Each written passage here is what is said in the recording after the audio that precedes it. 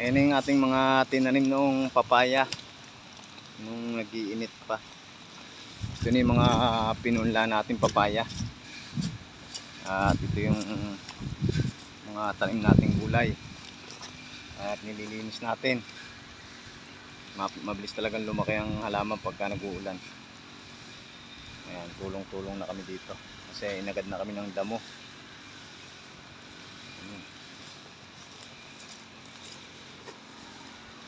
At nag-grass cutter kami ni Boy Tingala. Kasama natin ang mga bagets. Ayan, ito na yung ating mga papaya.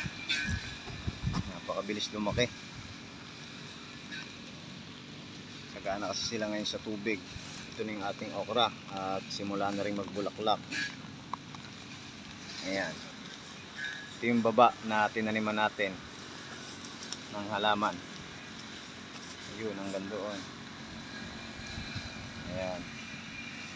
Lahat ng may kahoy, nilagyan natin ng papaya para iwas rin sa grass cutter. Pagka pinasok natin ang grass cutter, hindi siya tamaan yung puno ng papaya. Napakahirap rin naman magbuhay ng papaya. Ayan. Yung gitna nito ay okrahan.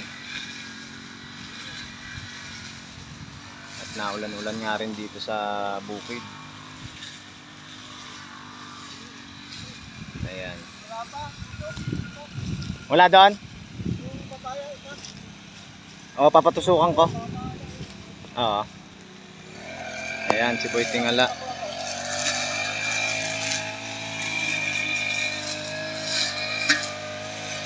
Napakalago na kasi ng damo nung nakaraan, hindi namin nalinis.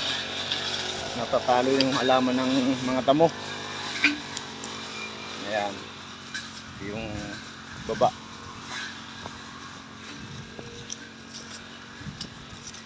Ito na yung anong gaganda na ng papaya. Oh. Ayan. Ayan, hanggang doon po ay may papaya. Panay-panay nga rin ang ulan dito sa amin. Siguro mga 2 linggo makakapitas na tayo ng okra. At yan, at may bulaklak na. Oh. Ito yung papayan dwarf. Napakabilis nilang mamulaklak.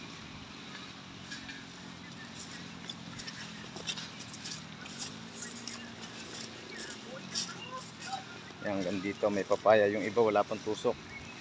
Yan, tinutusukan nila. Para pag sibol ulit ng damo, mabilis grass cutterin. Yan ang aking nanay. Sumama na sa paglilinis.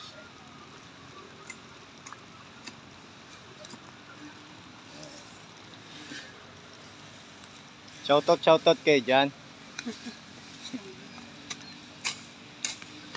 Napakalago ng damo, yung tubong matching ang napakahirap alisin, kaya ginagrass cutter na lang namin. Ito naman yung maisan. Ito, palibasa itong papayan to, noong nakarang taon inabot siya ng init. Ngayon lang halos siya nagbunga. Ayan, matataas na payat.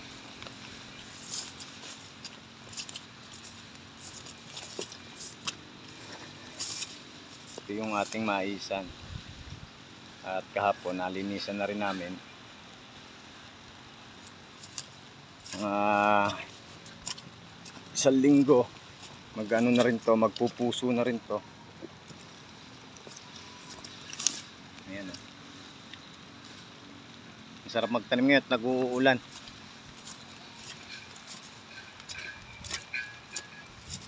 Ito naman yung ating sitawan. At hindi pa natin nalilinisan. Medyo mahaba na talaga. Kaya lalagyan natin yan ng tulos or balag para gumanda na yung kanyang pagtaas.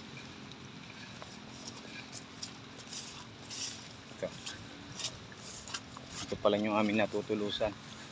Ito po lahat ay sitawan At nasabayan na lang ng damo. Hindi pa nalilinisan. Ayan po yung ating paligid.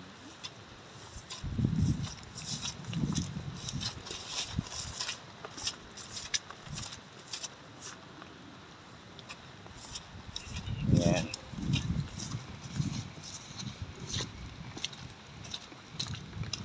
May ano pa doon? May tutulusan pa? Tinulusan mo? Ayan, si Boy tingala. Pag tumatama ng sa tuhod, gumaganyan. Lumikas na. Baka umiikas. Pag lumubay yung hawak mo, Kaya nga eh. Kaya timing rin eh. talsikan ka. Parang mapuputo, no? Mm. Ang kamay.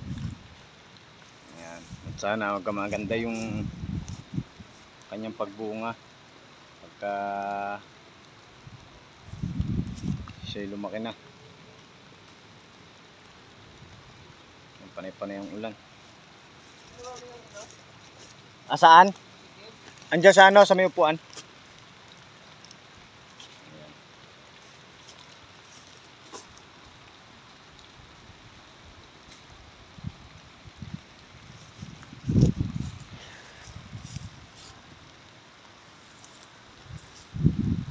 Tapos na kami dito sa baba at nilipat naman kami doon sa may sitawan.